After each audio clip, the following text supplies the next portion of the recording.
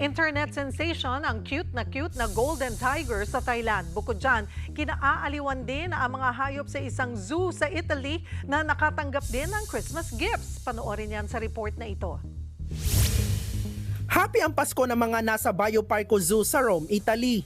Meron din kasi silang Christmas gifts.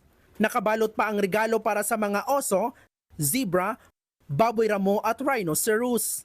Excited din ang grupo ng mga lemur na ito.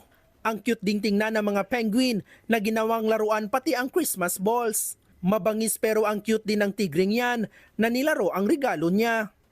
Eto namang lobo, sigurista sa regalo, inaamoy-amoy pa. Ganyan din ang silayon na ito. Habang ang leon, abay winasak agad ang regalo. Sunggab naman sa pagkain ang elepanteng ito.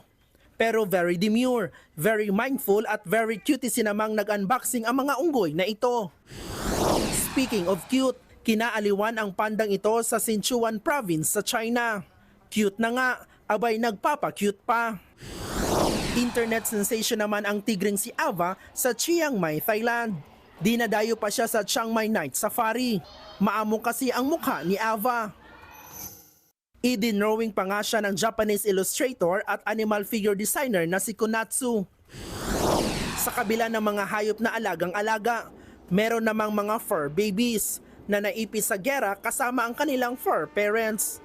Gaya ng mga asong ito na nagpasko sa metro station sa gitna ng gera ng Ukraine at Russia.